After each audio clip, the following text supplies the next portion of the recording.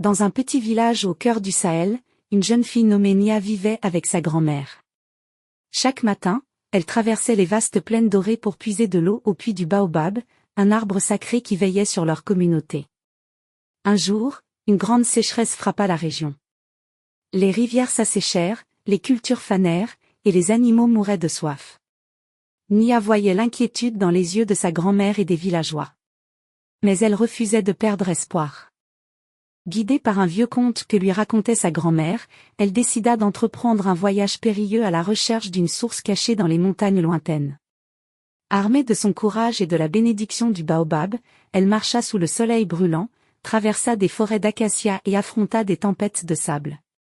Après plusieurs jours d'épreuves, elle trouva enfin la source légendaire. De l'eau pure jaillissait des rochers, un miracle au milieu du désert. Elle remplit sa jarre et entreprit le voyage de retour. Lorsqu'elle revint au village, les habitants pleurèrent de joie. Grâce à son courage, ils avaient retrouvé l'espoir. Et ce jour-là, sous l'ombre du vieux baobab, Nia devint une légende. Le soir venu, Nia regarda le ciel étoilé en serrant contre elle un petit talisman en bois que sa grand-mère lui avait donné. Il était gravé d'anciens symboles de protection.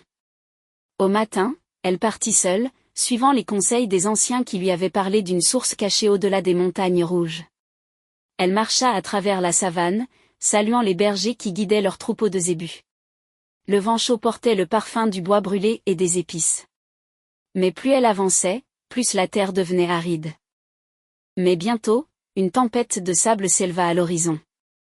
Le vent devint violent, soulevant des tourbillons de poussière qui lui brûlaient les yeux.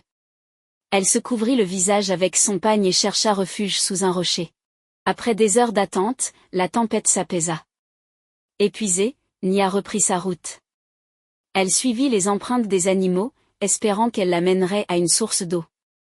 Soudain, elle entendit un bruit d'eau ruisselante. Elle poussa les hautes herbes et découvrit une oasis cachée, un véritable paradis au milieu du désert.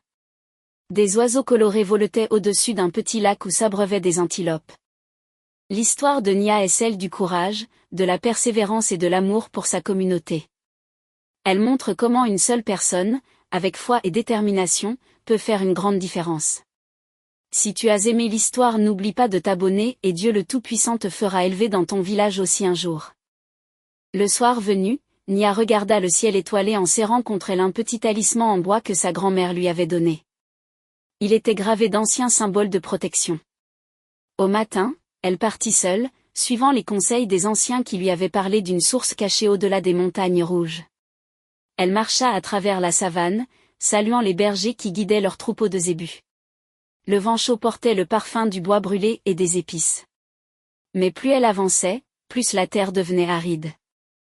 L'histoire de Nia est celle du courage, de la persévérance et de l'amour pour sa communauté.